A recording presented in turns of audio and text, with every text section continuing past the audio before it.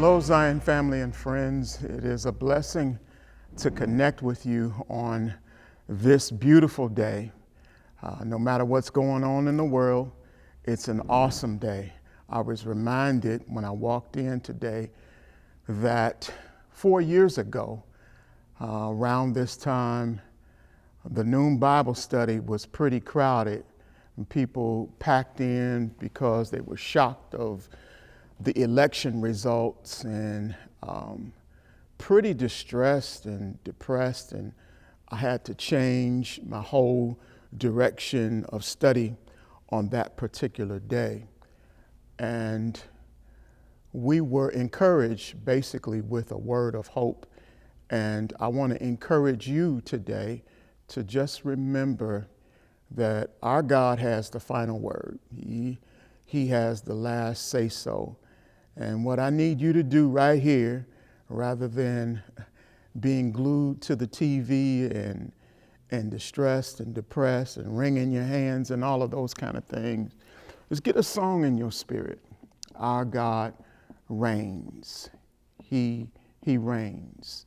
And he's looking over our circumstances. He is in control. And with that, you just rejoice now and be glad and give thanks to God that things are as well as they are. And let's continue to pray for our nation. We started weeks ago with a study around the roots of Christmas, and I want to continue on there. It's not that I'm ignoring anything that's happening around me. There are some realities that I want to focus on. But the word goes on. God is still marching on. Jesus, again, is in control. Now, as far as this holiday is concerned, I believe the majority has the mindset that Christmas has somehow always been around. When we listen to the songs and we see the nativity scenes, there's something that happens in our spirits that say, well, surely even the early apostles must have celebrated the birth of Jesus. And my response to that is they did not.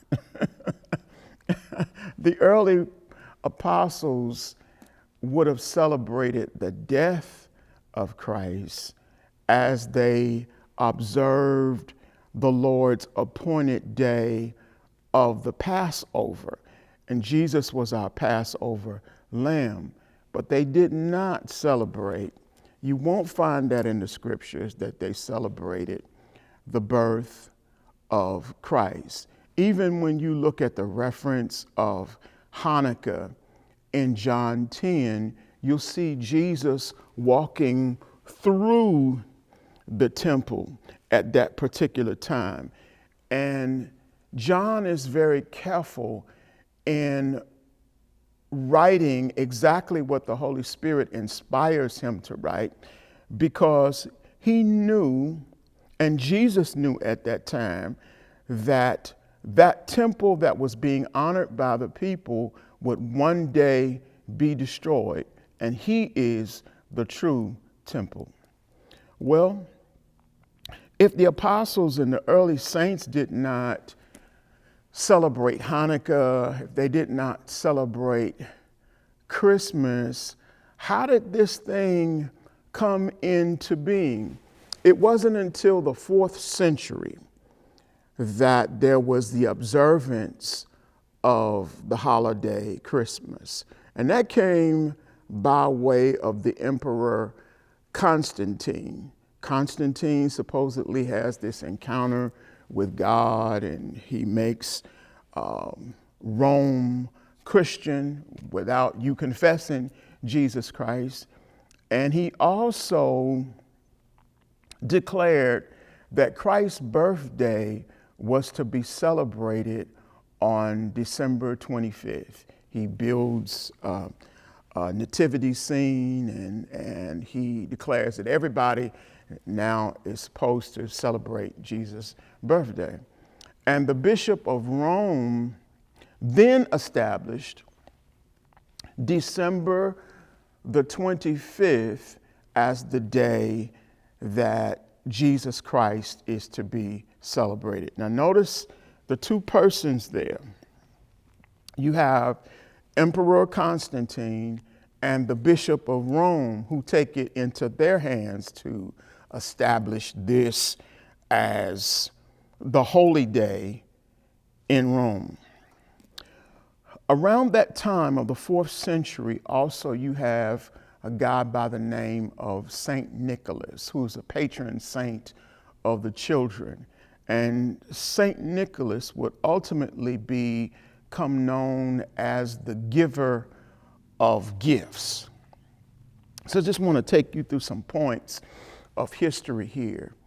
In the 8th century, you have Saint Boniface, who in 723 hears about a paganistic group who were known for sacrificing children to the thunder god Thor.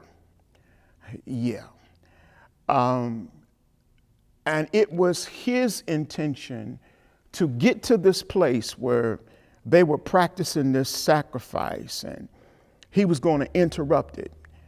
His goal was not only to save the little children that were about to be sacrificed, but also to prove to those heathens that he would not be struck down by Thor's lightning. So he gathers his companions, and on a Christmas Eve night, they travel into the woods where they believe these heathens were getting ready to have their big sacrificial night. And they get there, and these heathens are around Thor's oak tree, and there is a child laid out to be slain. And basically, Boniface interrupts, and he says, "Not tonight." And that's where the action begins. The executioner raises his hammer up to deliver a death blow to the child. But as he's coming down with the hammer, supposedly Boniface has what is like a shepherd's staff, and it meets the hammer, obliterates the hammer into pieces. And again, he basically says, "Not tonight, no blood tonight." And he grabs an axe, and he goes for this tree, where this child was to be sacrificed. And as he's wielding his axe towards the tree, supposedly a gust of wind comes and blows the tree up from its roots, throws it down into 4 pieces. And Boniface sees a tiny pine tree next to this tree that has been destroyed. And he says this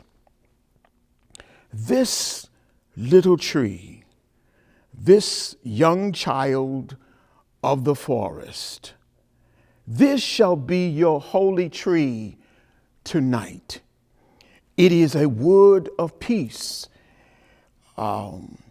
It is a symbol, a signal of endless life because its leaves are evergreen. See how it reaches up towards the heavens.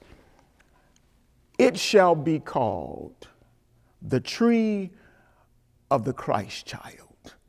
Gather about, not in the wild woods, but in your own homes, and there it will shelter not deeds of blood, but loving gifts and rites of kindness. And so from there, people in Germany began to celebrate a new tradition. Guess what it was? Decorating the Christmas tree. They would bring now these evergreens into their homes and decorate them with candles and apples. And apples were supposedly symbolic of the fruit in the garden, and on and on and on. So there began the celebration of the tree. So that's the 8th century. The 13th century, you have a guy by the name of Francis of Assisi, who supposedly ministered to some illiterate people, introduced to them the nativity scene in the church, introduced to them Christmas carols and festive songs. And so there began the caroling and the festivities of Christmas. And 17th century, more and more you're starting to hear about the tree. 18th century, we have the birth of Handel's Messiah that was composed within 24 days. By the 19th century, we have this holiday that started where? With whom? Are you listening? Constantine, the Bishop of Rome. Now 19th century, it's expanding all over the world, and it's in full effect. Now I want to go back and detail this out even more. And this time, if you got something to write with, I want you to follow along with me and pay close attention to these dates, because for those of you who will say, I know it's been around a long time, and it's been in my family as long as I can remember, and you believe that even your ancestors celebrated the day, and so you are attached, you are connected to this. But again, I want you to think. Tell me when slaves were freed in America. What was that date? 1865? Okay. Put that down on your piece of paper. And then I want to go upwards a little bit in time from there, and then make our way down. And as I give these dates, I want you to answer to yourself where your ancestors were. Basically, you are your ancestors, where you were.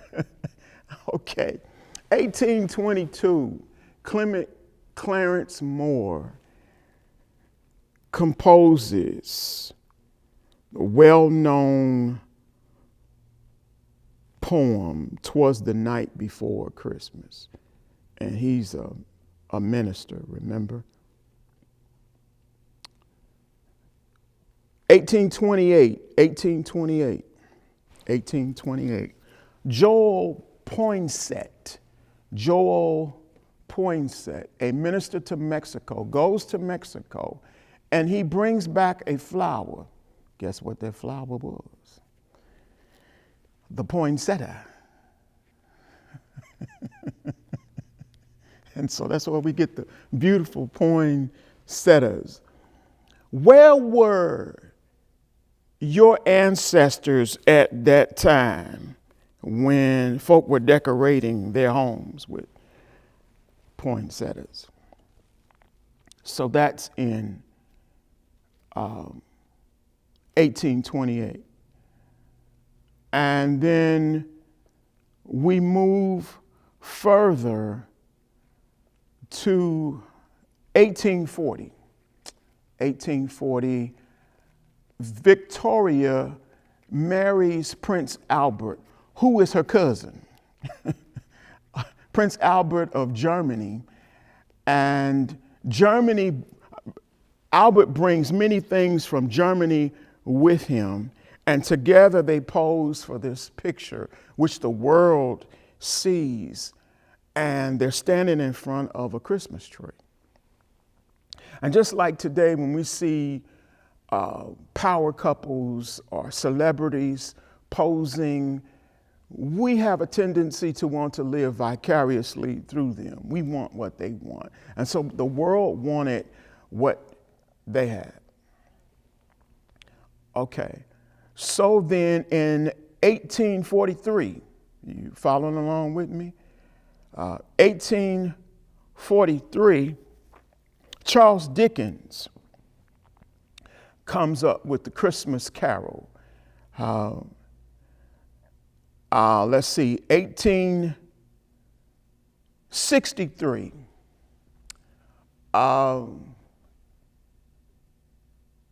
You have, at that particular time, by Thomas Ness, this depiction of Santa Claus. And you remember what the early depiction of the Santa Claus was. Now we're in 1863. Where were you? And where were your ancestors? Now, you said in 1865 we were free. 1870, June 26, 1870, is when the U.S. declared Christmas to be an official holiday. 1870. Where were you and your ancestors? 1939, again, Rudolph is created and brought on the scene to lure people into the stores of Montgomery Ward. Now, my mama was 4 years old. My daddy was probably around 6. I came along in 1958. And in the early 60s, I remember vividly signs in various places basically saying for whites only, coloreds over here. And you ask, well, why are you making this a race situation? I'm not making it a race situation. It is what it is. I want you to think about these things as I have to think about these things. There is a businessman who made the statement that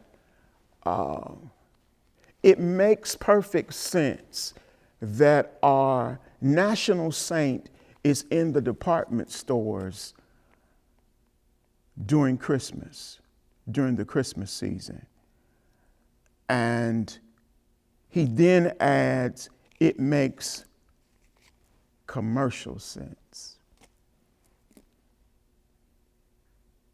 It makes commercial sense. And it's at this point that we are brought into the commercialism of it all. Is it biblical? Is it spiritual? Or is it simply commercial?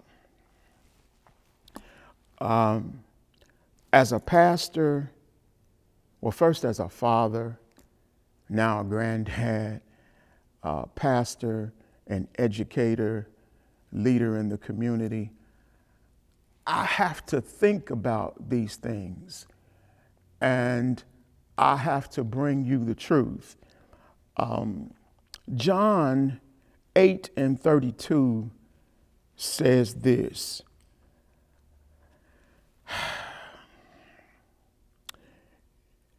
Then you will know the truth, and the truth will set you free. Now, when Jesus says this, how do we respond to that? When the truth comes to us, do we debate it? Do we argue with the truth? Or do we accept it as the truth? What do we do with the truth? Do we ignore it for our traditions? Ignore it for what feels good? Do we pretend as though it doesn't exist because of what was passed down to us, or do we accept it as the truth? Well, when we reject it and we do our own thing, and even when we bring our children into it, whether we realize it or not, there's some impact on their lives. Thought about this. So we give them gifts and we bring them into this fantasy world, and they're caused to fantasize. We give them images from this commercial world, and they begin to pretend as they see these images, they begin to pretend that they're seeing themselves. But then one day, they begin to examine and say, hey, I really don't look like that.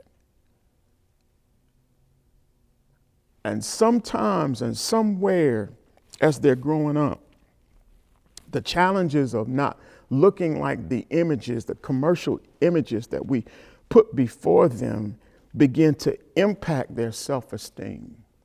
I want you to look up the study of the brown dolls and the white dolls and how our children react to those things. And there's some reality to that. And when they come out of the world of pretension as they get older, there's some painful realities that confront them. It bothers me when they're made to see themselves in one way, but in reality, as they are beautiful, sophisticated, dignified, and talented, so gifted. But in a world, they're stereotypes, and they're called monkeys and monsters. I think about those things. We give our boys action figures and they play and they pretend that they're these action figures. They pretend that they're in these fast-moving cars and trucks and airplanes. And as we're watching them, we're watching our little ones play with their Rambo toys. We say it's cute, but on the other hand, we don't want them to grow up, because we know some realities of what could happen to them when they grow up and they get a key to a car. Or they're just moving about in their daily lives. I got to interject this. The other day, I was on my way home on the highway, and I pulled up behind a truck, a pickup truck that had flags on it, and these flags were flying. And I looked at the flag, and they were moving so fast, and I didn't want to believe what I saw. And I looked and I said, is that Rambo? Is that Rambo with a bazooka gun on the back of a truck with somebody's name on the flag? I mean, it's just blowing in the wind. And this morning I thought of our little guys and even of myself. Could I put such a flag on my truck and go blaring down the highway without being suspected of being some type of terrorist, being pulled over? And in my reality and in our children's reality, they don't even have to have a flag that's waving. All they have to do is just be in a vehicle and pulled over. When I see this and see what's going on in our world, even now, even today, with attempts of voter suppression, when I put all of this together, you know what? I'm made to say, like Daniel said to Belshazzar when he invited him to come in and interpret a dream, this Belshazzar of Babylon. Daniel said to him, you keep your gifts. Just keep your stuff. I'm good. And I don't need your stuff. Well, Pastor P, I hear you. You talking good. But didn't you ever celebrate Christmas? Yes, I did. Probably the biggest celebrant of Christmas you'd ever meet in your life. I went all the way in. But in my encounter with the Spirit and truth being brought to me over and over again, I couldn't put aside the truth. And yeah, the first few years of pushing away from it was difficult. And probably the hardest thing for me, was the music and going into stores and just hearing all of the carols and getting that out of my system. And it wasn't so much of the gifts. And you know why? Because by nature, I'm a giver. I'm the guy that goes into a restaurant and sees some couple and says, I'll take care of that. I'm the guy that sees somebody in need and I'll step up to help them. And you know what? That's not during a particular season. That's every day of my life because of the Christ that's in me. When I see somebody that's hungry, if I have it to help them to get a meal, I'm going to do that. And I always remember, and I want you to always remember, hunger knows no season. Listen, and love knows no season. When we belong to Jesus, we show his love throughout the year. So I've given you some history. I've even given you some personal things. Let me end in giving you a passage of scripture for you to chew on. It's from Jeremiah, the 10th chapter. And I want to read it from the Message Bible again because I just want it to be crystal clear to you. Jeremiah 10. It says, listen to the message that God is sending your way, house of Israel. Listen most carefully. Don't take the godless nations as your models. Don't be impressed by their glamour and glitz. In other words, don't be impressed by their ways of thinking and doing stuff.